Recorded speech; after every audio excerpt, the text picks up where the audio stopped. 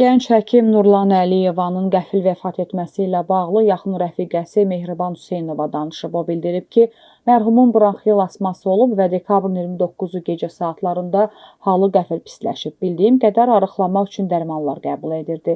Həmin vaxtda acqarına dərman qəbul etmişdi. Halı pisləşəndə evdə tək olub. Yoldaşı Bakıdan kənarda çalışırdı. Qızını çağırıb və onu yaxınlıqdakı Medilux tibb mərkəzinə aparıblar, amma xəstəxana Nurlananı qəbul etməyib və onu kliniki tibbi mərkəzə yönləndirib. Xəstəxanaya yerləşdirildikdən sonra Nurlana atasına zəng edərək mənə baxmırlar, gəlin təcili məni buradan çıxarın deyib. Boğulurmuş, atası gəlib ki, qızımı görmək istəyirəm, məni yanına buraxın.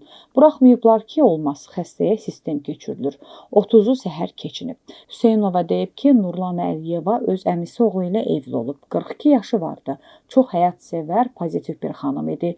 Bir qızı, bir oğlu var. Mən və onu tanıyan hər kəs ölümünə inana bilmirik. Eşidəndə şok keçirdik. Sonuncu dəfə dekabrın 27-sində telefonda danışdıq. Mən Türkiyədə yaşayıram. Dedi ki, görüşmək istəyir, çox darıxır. Dedim, yeni ili yola verək, yanvarda ad günümdür, gələcəm, şənlənərik. Sevindi. Heç bir xəstəliyi yox idi. Hamımızdan sağlam idi. Biz də, ailə üzvləri də təəccüb içindəyik.